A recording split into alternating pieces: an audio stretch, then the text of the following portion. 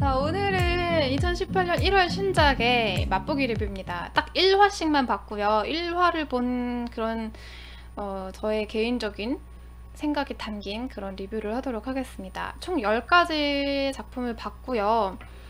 그 중에서 재밌게 본 것도 있고 그냥 저냥 볼만하네 이렇게 본 것도 있고요. 다음에 볼지 안 볼지 좀 아리송한 것들도 있었어요. 자, 지금 첫 번째로 소개해 드릴 작품은 아까 말이 나왔던 얘기죠. 자, 바이올렛 에버가든이라는 작품입니다. ギルベルトの命令にただ従っていた彼女が初めて自分の意思を主張した。愛してるを知りたいと言った。バイオレットだ。成長すれば君はきっとその名前にふさわしい女性になる。 이번에 1월에 새롭게 선보이는 작품 중에서 어떻게 보면 가장 이슈가 많이 되고 있는 작품이기도 해요. 2년 전에 프로모션 영상이 뜨고 사람들이 와, 작화 때문에 야, 저거는 진짜 대박일 수밖에 없다, 저건 기대를 안 할 수가 없다 이러면서 엄청난 조회수와 엄청난 기대평 막 이런 것들로 굉장히 이슈가 됐던 그런 작품이에요. 저는 그 기대치를 좀 버리고 봤어. 일단 보자 뭐 이런 느낌으로 봤어요. 이런 느낌으로 봤는데 바이올렛 에버가든 같은 경우는 제가 1화를 보고 나서 느낀 점은 작화는 뭐 말할 필요가 없을 것 같아. 잘 나왔어요. 정말 잘 나왔고 극장판 보는 것 같은 그런 분위기예요. 분위기도 그렇고 연출도 그렇고 되게 극장판 같은. 그래서 처음에 아, 작화 진짜 좋긴 좋다 이런 생각을 가지면서 봤거든요. 저 같은 경우는 이 스토리가 그 기대를 좀 낮춰서 그런지 생각보다 몰입도가 괜찮았고 그 스토리 라인도 나쁘지 않았던 것 같아요. 그러니까 자동 수기 인형 서비스라고 해가지고 사람들 글씨를 쓰지 못하는 사람들이나 그런 사람들의 글을 대신 써주는 대필가로 이 여주인공이 활동을 하면서 여기저기 곳곳을 다니면서 이 마음의 변화를 하는 얘기다. 이런 정도까지만 알고 본 거거든요. 이게 되게 스펙타클한 분위기 막 전개가 되는 작품이 아니거든요. 앞으로도 그럴 거고 지금도 그럴 거고. 근데 그럼에도 불구하고 몰입도가 좋았다는 거는 잔잔한 분위기인데 몰입도가 좋았다. 이거는 되게 긍정적으로 봐도 될 것 같은 그런 작품입니다. 주황색, 갈색, 노란색 이런 풍의 색감이 굉장히 많이 나와요. 약간 따뜻한 분위기로 연출이 되게 많이 돼 있어요. 그래서 바이올렛 에버가든은 기대치가 뭐 너무 높은 사람들한테는 어떨지 모르겠지만 낮은 사람들한테는 충분히 그 이상으로 만족을 시켜드릴 수 있을 만한 그런 작품이라고 저는 생각이 듭니다. 자, 두 번째 작품 또 소개해 드릴게요.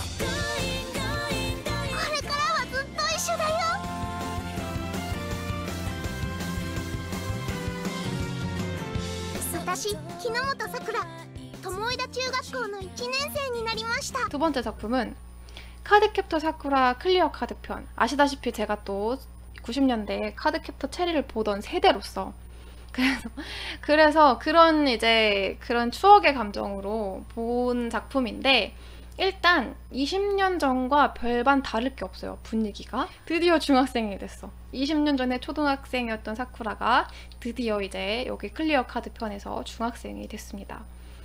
주요 인물 성우가 20년 전과 동일하다고 해요. 20년 전의 성우랑 지금의 성우랑 동일하게 간다고는 하는데 솔직히 저는 이 작품은 더빙으로 봤잖아요. TV판으로, 한국에서 방영해준 TV판으로 봤기 때문에 사실 그 일본의 20년 전 성우가 지금과 동일하다고 했을 때 그 추억에 잠기거나 와, 반갑다 이런 느낌은 받을 수가 없었습니다. 그리고 보면서 느낀 첫 번째는 뭐가 있냐면은 아까도 말씀드렸지만 위화감이 없다는 거. 특별히 이거 나 지난번 거 기억 안 나는데 나 20년 전 거 봐야 되나? 이런 생각을 안 하셔도 될 것 같습니다. 그냥 지금 당장 봐도 보는데 지장이 없을 만한 그런 작품이었고요. 두 번째는 얘가 이렇게 로맨스 요소가 많았나? 라고 좀 새삼 느꼈어요.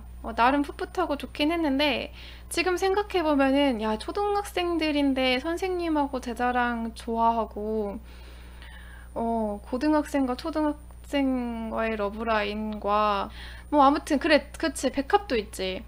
뭐 이런 것들 요소가 되게 많았다는 거야. 근데 그때는 그렇게 크게 다가오지 않았었거든요. 오히려 그냥 더 좋았었던 것 같은데 지금 이제 다시 보니까 새삼 느껴지더라고요. 이렇게 로맨스가 많았나 이 작품에? 아유 중학생들이 벌써? 왜 이런 느낌, 그런 느낌이 들었어. 지금 어린 친구들은 이런 체리에 대한 추억이 없는 채로 보게 되는 거니까 그 어린 친구들이 볼 때는 어떤 느낌일지 좀 궁금하기는 해요.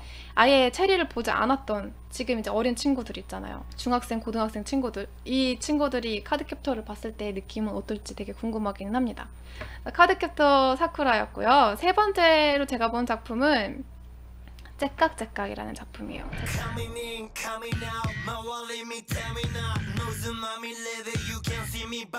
視界に入るということ異空間での活動が可能な別の生物になっているようなものとなると奴らの本当の狙いは術そのものとこの石。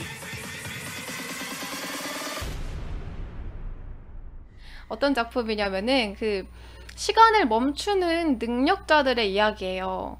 시간을 멈추는 능력자들이 나오는 얘기고 1화이기 때문에 전반적으로 이 능력자들이 어떤 능력이고 이게 어떤 식으로 발현이 되고 하는지는 정확하게 나오지 않았어. 그래서 어쨌든 1화만 가지고 알 수 있는 건 많지가 않아요. 그렇지만 제가 이거를 봤을 때 몰입도가 굉장히 좋고 흡입력이 엄청 좋았던 작품이에요. 소재가 굉장히 특이했습니다. 시간을 멈추는 능력자들이라는 게 뭐 대단히 특이하거나 하지는 않을 수는 있는데 그 연출이라고 해야 되나? 연출이 굉장히 성인들이 보기에 적합하게 되어 있어요. 수위가 높다는 게 아니고 좀 그 다크한 이미지, 다크한 분위기. 원래 내가 좋아하는 분위기와 다크함이 딱 이 정도예요.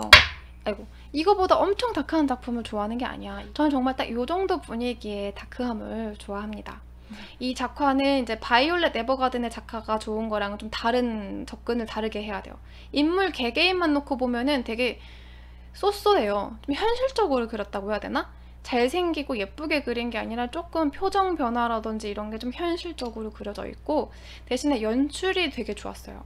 스토리가 산으로 가지만 않으면은 이번 분기 중에 되게 괜찮은 작품이 되지 않을까 저는 그런 생각이 들어요. 상당히 분위기 있는 좀 어두침침한 그런 분위기니까 좀 이렇게 밝고 희망찬 분위기에 가벼운 애니들을 좋아하시는 분한테는 적합하지 않은 그런 작품입니다. 네 번째로 넘어가도록 할게요. 네 번째는 이건 진짜 많이들 기대하실 거예요. 오버로드 2기가 방영이 됐죠.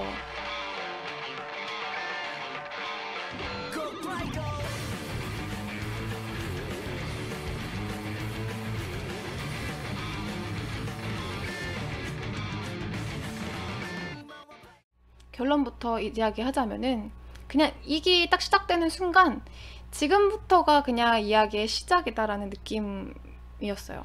이게 어떤 내용이냐면 주인공이 게임 속과 똑같은 세계에 남게 되죠. 자기가 하던 게임, 가상현실 게임에 접속해 있었는데 로그아웃이 되었어야 되는 거예요. 이 게임이 서비스가 종료를 하거든요. 로그아웃이 안 된 거야. 그리고 갑자기 새로운 세계가 펼쳐졌어. 이 게임 속과 똑같은 세계, NPC들이 말을 하고 자의적으로 말을 하고 그런 상황이 펼쳐진 거지. 그래서 이 주인공이 여기가 도대체 어딘지, 진짜 게임 속인지 아니면 또 다른 세계인지 이런 전반적인 것들을 이해하는 데 집중을 했죠. 1기에서는. 그래서 이제 2기에서는 진짜 이 작품의 주요 인물들이 등장을 하면서 제대로 된 스토리가 시작될 것 같은, 원작을 봤다면 제가 좀 더 상세한, 좀 정확한 세계관을 좀 설명을 드릴 수 있을 텐데 애니만 가지고는 사실 이게 다예요. 그래서 이런 세계관이다, 이래서 이렇게 해서 앞으로 이렇게 진행될 거다 라고 명확하게 설명을 드릴 수는 없을 것 같아요. 2화부터가 진짜 시작인 느낌이라서 1화는 이제 프롤로그 같은 그런 느낌이었습니다. 그래서 판타지 좋아하시고 주인공이 강한 거 좋아하시고 그러면은 이 작품이 정말 딱입니다. 그리고 너무 가볍지 않고 좀 이렇게 큰 세계관을 가지고 있는 그런 작품이거든요. 판타지의 정통 판타지 그런 작품이에요. 자, 다음 작품입니다.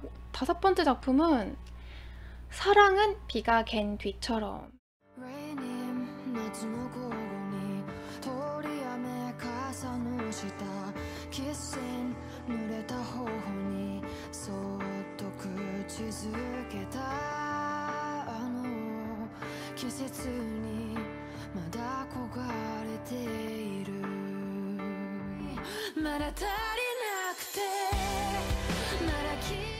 이 작품 기억하실지 모르겠는데요. 제가 한번 소개를 시켜드렸었던 적이 있어요. 여자 주인공이 육상부였어요. 고등학생이거든요. 육상부였던 여자 주인공이 선수 생활을 그만두고 육상을 그만두고 패밀리 레스토랑에서 일하는데 거기 점장님을 좋아하는 그 얘기예요. 근데 그 점장님이 만년 점장인데 40대라고 알려져 있죠. 40대래. 그래서 그때 그거를 소개해드리면서 진짜 야 이건 말도 안 되지 않냐? 너무 현실적으로 불가능하지 않냐? 이제 막 그런 얘기들을 막 했었어. 방송에서. 근데 작품 설명만 들으면은 좀 상식적이지 않은, 좀 되게 불편한, 현실적으로 불가능한 그런 약간 부정적인 느낌이 되게 강하게 드는 게 맞거든요. 그래서 저는 이 작품이 오히려 궁금했어요. 편견을 가지고 본 거죠. 근데 첫 번째로 인상적이었던 거는 의외로 흡입력 있는 연출이 되게 많았어요. 그것 때문에 계속 보게 된다는 점.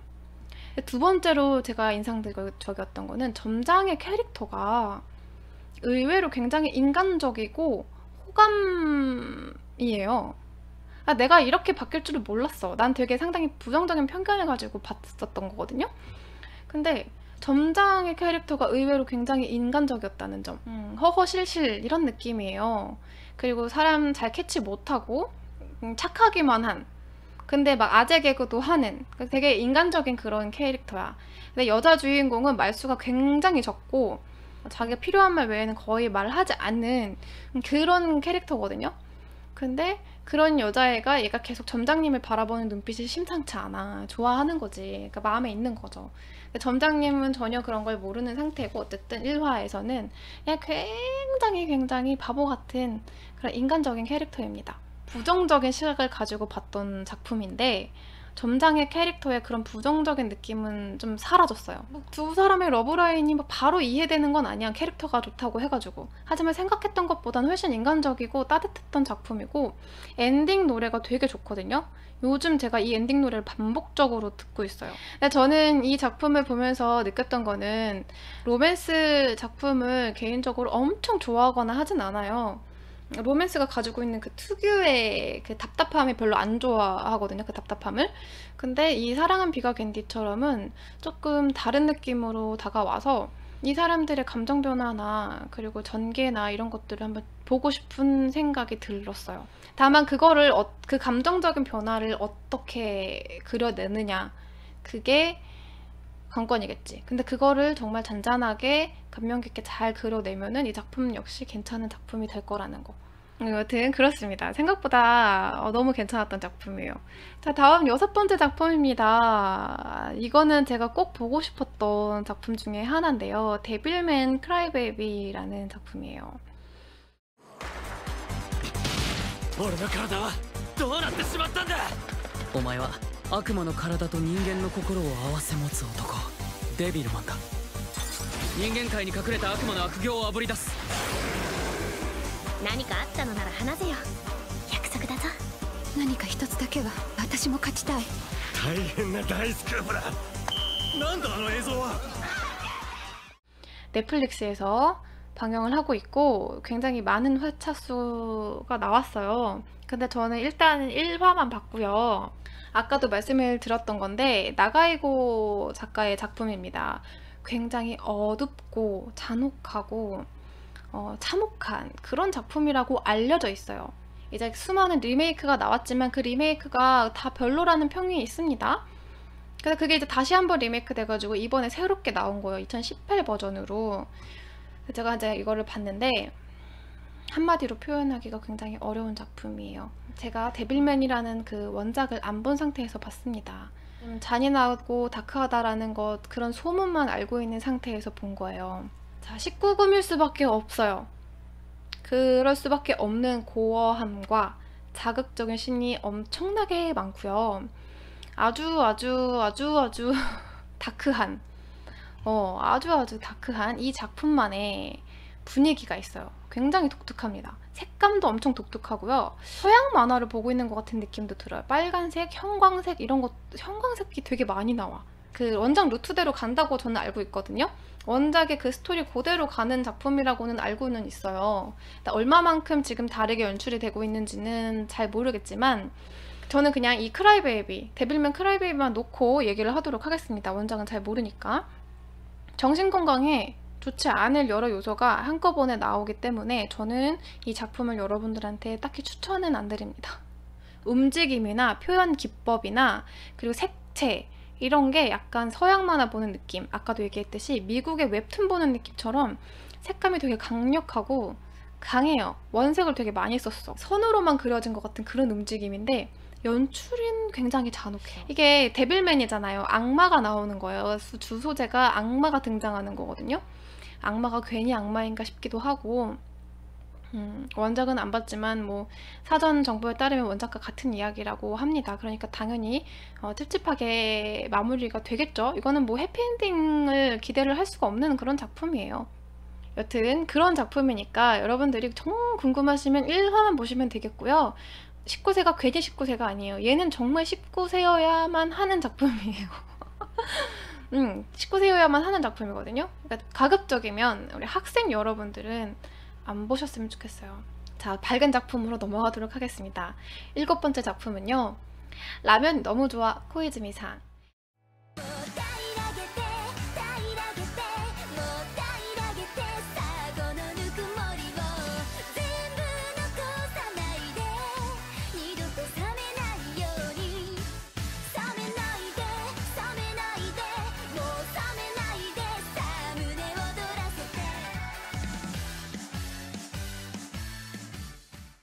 원래 한국에서 나온 제목은 라면 너무 좋아 코이즈미 씨입니다. 갑자기 힐링 애니. 여기 여주인공 이름이 코이즈미라는 애인데 고등학생이고 전학생이에요. 근데 얘가 라면 말고는 1도 관심이 없어. 전혀 아무것도 관심이 없어요. 굉장히 말수도 없고 표정도 없는 애야. 근데 이제 라면은 정말 너무 좋아해. 이 작품은 라멘을 위한 라멘 애니입니다.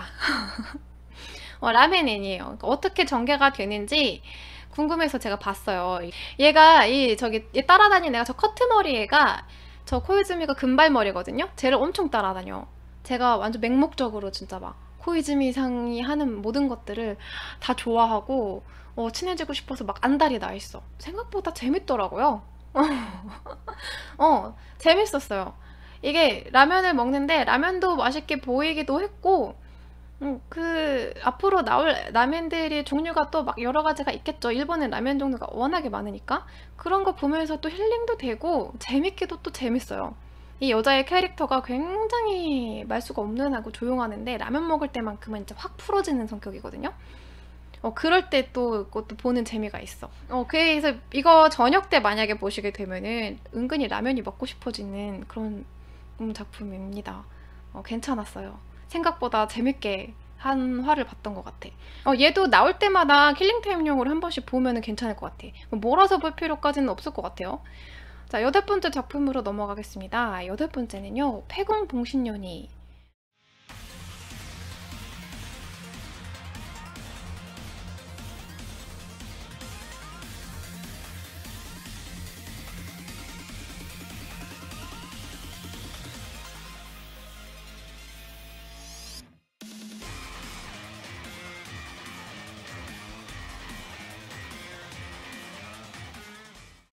이 작품 아시죠? 봉신연이라는 그 고전작이에요. 코믹스도 있고 애니메이션도 있어요. 상당히 오래됐죠. 애니메이션 만들어진 지도. 근데 얘가 2018년에 새롭게 리메이크가 돼가지고 2018년 버전으로 패궁이라는 제목이 더 붙여져서 패궁봉신연이로 나왔습니다. 자, 이렇게 나왔어요. 인기가 굉장히 좋았고 원작의 팬들도 두터운 그런 작품이에요. 봉신연이라는 작품이 그렇습니다. 쉽게 얘기해서 강철의 연금술사 오리지널과 브라더후드 같은 그런 느낌이라고 보시면 돼요. 얘가 브라더후드 같은 그런 느낌이라고 생각을 하시면 되겠습니다. 이 작품을 보고 느낀 거를 몇 가지만 얘기를 하자면은 원작의 그 느낌을 살리려고 노력을 한 것 같아요. 그래서 작화가 요즘에 이 봉신연이를 안 보신 분들이 보기에는 되게 고전스럽고 좀 이렇게 투박할 수 있어. 저퀄처럼 보여줄 수 있어. 이 원작을 알고 계신 분들은 뭐 이거 원래 이랬어 이렇게 생각을 하시겠지만, 요즘 처음 보시는 분들은 작화 너무 투박한데 이렇게 생각을 하실 수도 있습니다. 그리고 두 번째 느낀 거는 전개가 너무 빨라요. 전개가 너무 빨라요. 저는 개인적으로 이 패공 봉신연희를 굉장히 기대를 많이 했어요. 만화책을 되게 재밌게 봤거든요. 기대를 너무 많이 했는데 제가 아무리 기억이 가물가물 하더라도 이 작품의 1화의 전개가 빠르다는 게 느껴져요. 그래서 개인적인 의견을 조금 덧붙이자면은, 이게 스킵했다 치더라도 중요한 거는 좀 살렸어야 됐는데 좀 아쉬웠어요, 저는 이 작품을. 그러니까 작화의 위화감도 크지 않았고 예스러운 그 느낌을 다 살린 것도 좋았고 다 좋은데, 말 그대로 쉽게 얘기해서 이야기의 서막을 다루는 부분인데 그 서막이 꼭 1화에 끝낼 필요는 없잖아. 그 장대한 판타지 만화의 서막이 1화에 딱 끝났어요. 보는 사람들이 이 세계에 차차 빠지게끔 하는 노력이 필요할 거거든요. 저는 그게 필요하다고 보는데 그럴 빠질 틈도 없이 흘러가는 느낌이에요. 2화, 3화부터는 이렇게 빠른 템포가 아니었으면 좋겠어. 이번 애니도 욕먹으면 진짜 봉신연희는 끝나. 아무튼 그렇습니다. 그래서 여러분들도 원작 보신 분들이든 안 보신 분들이든 이 패공 봉신연희에 관심이 있었던 분들은 한번 보세요. 보고 나한테 얘기를 좀 해줘. 이 전개가 빠른 거에 대해서 나만 이렇게 느끼는 건지 여러분들도 그렇게 느끼는 건지 한번 얘기를 해주세요. 자, 9번째 작품으로 넘어갈게요. 9번째 작품은요, 우주보다 먼 곳이라는 작품입니다.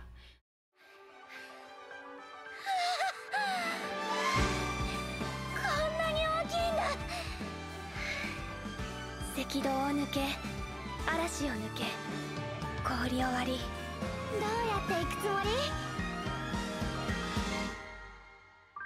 知りたい？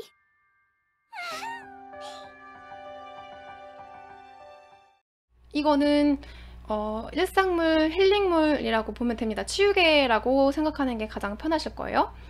이번 분기에 본 것 중에서 저는 제일 다크한 거 빼고 봤을 때 괜찮은 작품이었어요. 아까 뭐 사랑은 비가 갠디처럼도 내가 좋았다고 했잖아요. 그거는 이제 기대치가 워낙 낮았고 다른 궁금증으로 인해서 봤던 거기 때문에 생각보다 너무 좋았다 이런 느낌이었고, 우주보다 먼 곳은 봤는데 괜찮았어요. 물론 이건 1화 기준입니다. 앞으로 어떻게 전개가 될지는 몰라요. 기억을 하실지 모르겠지만 이게 4명의 고등학생들이 남극으로 떠나는 얘기예요. 오리지널 애니라서 원작도 없고 정보도 없고 그냥 공개된 줄거리만 봐서는 저한테는 크게 구미가 당기는 그런 스토리는 아니었어요. 다음 화가 막 진짜 너무 기대된다거나 이거 어떡하지 궁금해서 미치겠다 이런 건 아니에요. 하지만 볼 가치가 충분히 있는 작품이라고 생각이 들어요. 프로모션 영상을 보고 퀄이 좋다, 근데 이거는 내용상으로는 딱히 땡기지 않는다 이런 느낌이었었는데 그래서 속지 말자 이런 마음으로 봤던, 근데 보길 잘했다라는 생각이 드는 그런 작품이에요. 그리고 제가 이거 우주보다 먼 곳이라는 작품을 보면서 또 하나 마음에 든 거는 오프닝하고 엔딩 그리고 중간에 들어있는 삽입곡 다 좋았어요.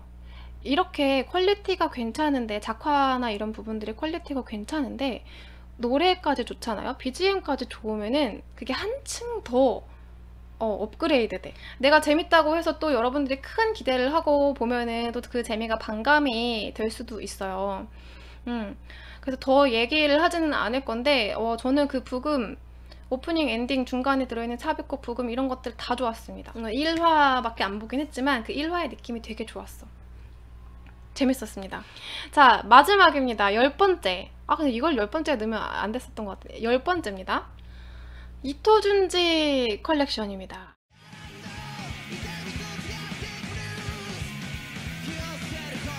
지와리 지와리とにじり寄る笑いにも似た恐怖と美しく儚く変容する万華鏡のような怪奇の世界へようこそ.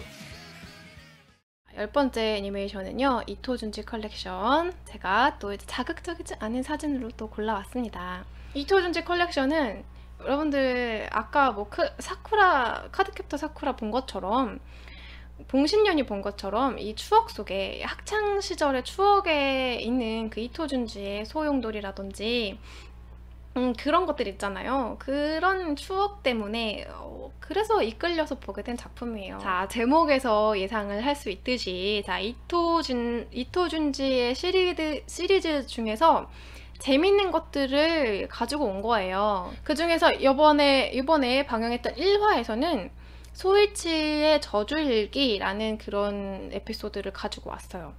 소이치라는 애가 초등학생이에요. 그 초등학생인데 얘가 저주를 엄청 좋아해. 그래서 저주를 막 해. 맨날 저주를 일삼는 얘기예요. 그래서 주변 친구들, 뭐 가족들 다 그냥 너나 할 것 없이 다 얘가 저주를 하거든요. 이거 결론만 말씀드릴게요. 소이치의 저주일기라는 거는 이토준지 작품 중에서 가장 덜 괴기스러운, 가장 덜 공포스러운 그런 작품이에요. 앞으로 2화, 3화, 4화 이때 나올 다른 에피소드는 무서운 걸 수도 있어. 굉장히 공포스럽고 괴기스럽고 그런 작품일 수는 있지만 1화에 나왔던 이 소이치의 저주일기라는 이 에피소드는 이토준지 작품 중에서 좀 가장 편안하게 볼 수 있는 그런 작품이었거든요. 그래서 아마 1화를 이 에피소드로 정한 이유가 있지 않을까 싶어. 진입장벽을 좀 낮춰놓은 것 같아. 첫 화니까 너무 처음부터 이렇게 그로데스크하고 막 이상하게 가면은 좀 사람들이 거부감이 있을 거 아니야. 안 그래도 거부감이 있는데 이토준지 작품에 대해서. 그래서 1화를 조금 진입장벽이 낮은 스토리 에피소드로 가지고 온 것 같아요. 그래서 1화는 그냥저냥 그렇게 봤지만 2화, 3화에서 이제 다른 에피소드가 나오는 거를 조금 기대하고 있습니다. 얘는 호불호가 확실하게 갈릴 그럴 작품이라고 생각이 들어요. 이렇게 해서 10작품을 소개해드렸고요. 사실 이 10개 중에서 여러분들한테 추천을 드리지 않는 거는 데빌맨하고 이토준지밖에 없어요. 그 나머지 8작품은 일상물도 있고 다크물도 있고 뭐 판타지도 있고 뭐 그렇긴 한데 다 괜찮았어요. 1분기가 제가 생각했던 것보다는 괜찮은 작품들이 좀 많이 있어서 놀랐습니다. 그래서 여러분들도 1분기에 볼 게 뭐가 있을까 좀 고민이셨던 분들, 시간 아깝게 이것저것 막 다 보기 힘들다라고 생각하시는 분들은 이 10개 중에서 몇 개, 한두 개라도 건져 가실 수 있기를 바랄게요. 그렇습니다. 오늘은 여기까지 하도록 하겠습니다.